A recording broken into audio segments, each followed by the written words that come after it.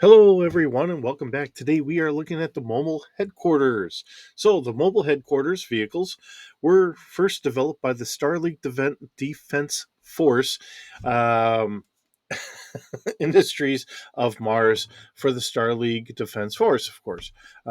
These vehicles were utilized for large scale planetary operations, compiling data reported by various means to coordinate their assigned forces during operations.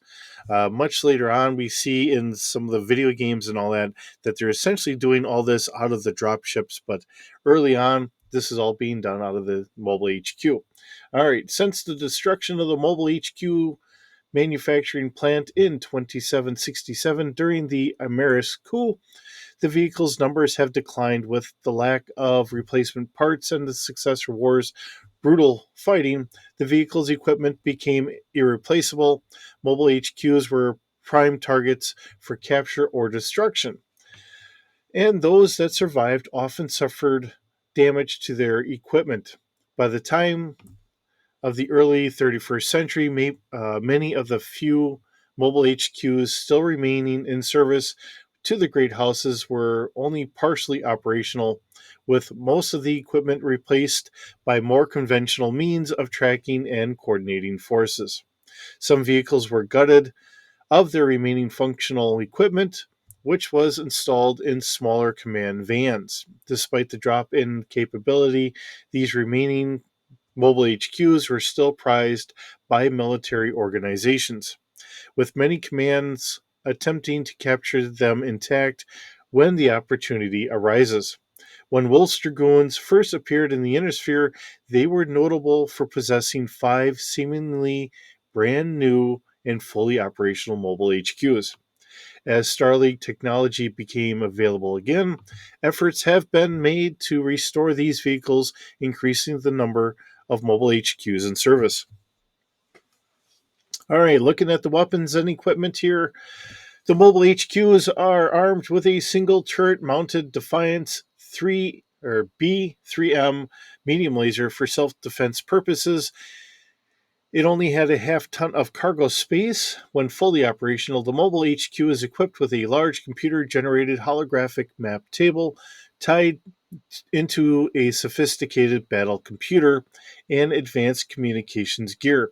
Information from orbital spacecraft and field reports is gathered and projected as a three-dimensional image on the map table with enough detail to show individual troop members. This data can also be fed into the computer, which predicts future movements and offers suggestions to the commander. The communications gear is staffed by three officers able to receive and dispatch orders through heavily electronic jamming. Communications is achieved through a roof mounted collapsible antenna capable of conducting or contacting even distant jump ships, and a second directional antenna which doubles as a side look radar. The mobile HQ's communication gear weighs in at approximately 7 tons. All right, different variations of this. We have an LRM variant, the Succession Wars era variant refit. Is commonly found amongst the Draconis Combine and Compellion Confederation. This variant removes the medium laser and replaces it with the LRM-10 launcher and a ton of ammunition. The vehicle's communication gear is reduced to 2 tons. We have a large laser variant, another Succession War era variant, where the medium laser is exchanged for a large laser. The vehicle's communication gear is reduced to 3 tons.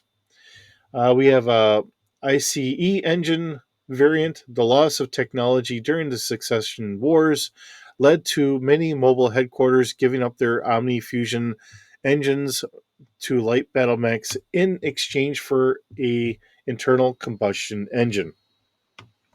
This variant also has to carry a power amplifier to generate and generators to allow the laser and communications equipment to function.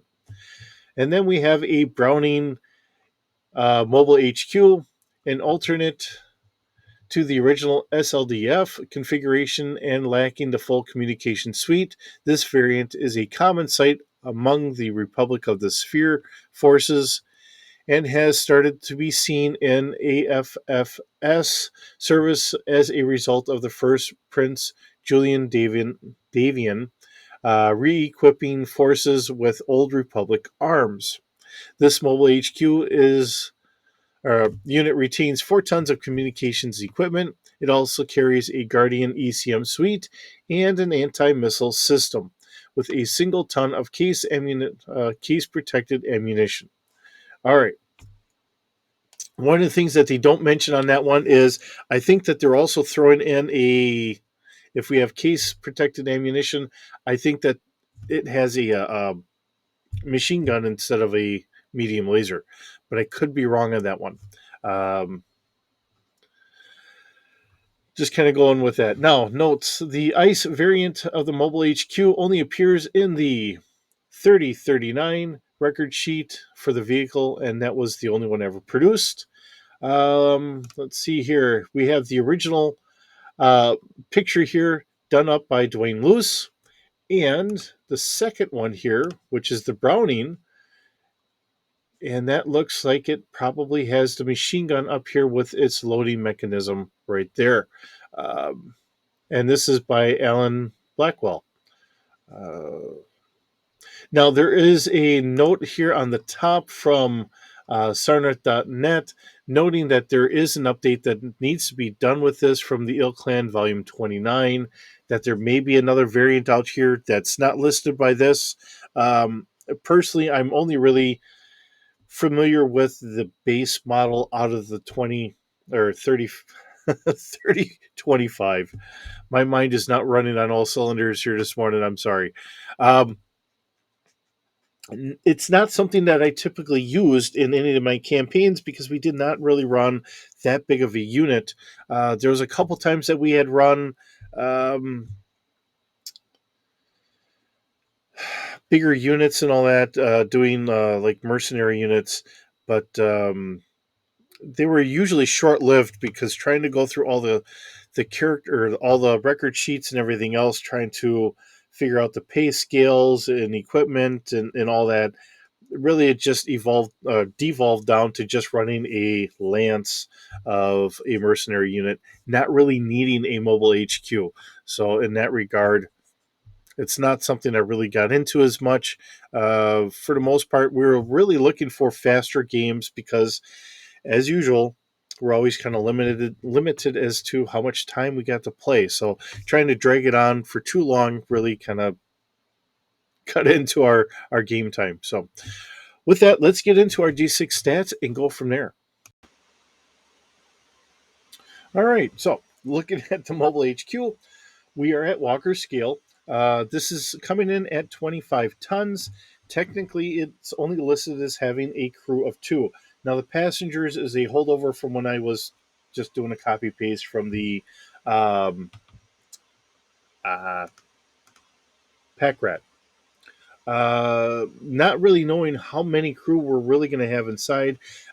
As listed, we're going to have maybe 3 people inside just taking care of communications equipment, possibly having a couple commanders inside. Uh, I don't know how many passengers we're really going to have in here. This does look like it's a little bit bigger vehicle. Keeping 10 passengers does seem like it would be able to be a reasonable assessment here. So I just kind of left that in there, not really touching that. So that's where I'm getting that from. If you're wondering, the cost coming from Sarna.net is 392,812 C-bills. I've also kept the cargo capacity of 500 kilograms, although it did say 1/2 ton. So it does, yeah, that's actually about right. My mind is thinking uh, imperial measurements, so that'd be about 1,000 pounds, not 500 kilograms. So all right, we're going to have full coverage. It is going to be ground altitude, seeing that as a wheeled vehicle. The maneuverability comes in roughly about a 3D. Actually, it should be a 4D. I did downgrade that a little bit because this being a longer vehicle, not quite as easy to turn around in an actual physical sense, like a battle mech. So I took a little liberty on that one, so please bear with me on that. Um, But if this was a battle mech, it really would have been about a 4D because its flank speed being at 97.2 or 9 hexes would have moved it up 1D by the scale that I'm going by. All right, our body strength, coming from that same chart that I've kind of developed for this, puts us at a 2D plus 2, and it does have 90 points of armor on board. Now, we do have one medium laser, which was listed on the front. At Walker's scale, fire control is going to be 2D and damage would be 5D. And I also have listed on here that it has the communication equipment taking up the remainder of the tonnage here. Uh, it's a simplistic vehicle. Now, in my own practical experience, I had a first sergeant when I was in. I was mechanized. I think I've mentioned this a couple times. We had Bradleys. Our first sergeant really fought and eventually did win on getting a 113, which is really a precursor to the Bradley fighting vehicle.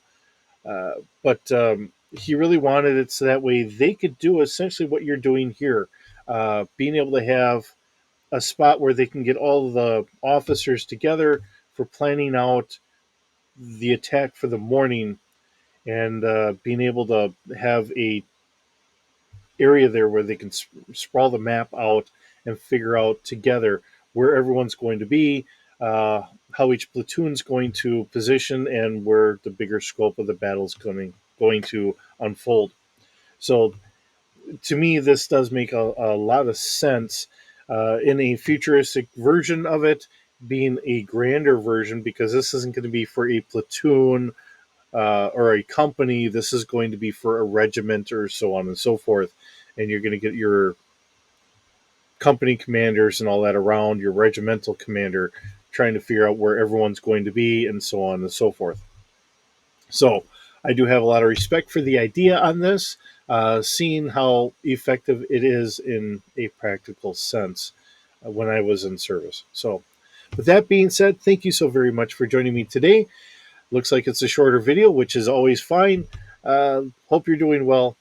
I'll see you in the next video.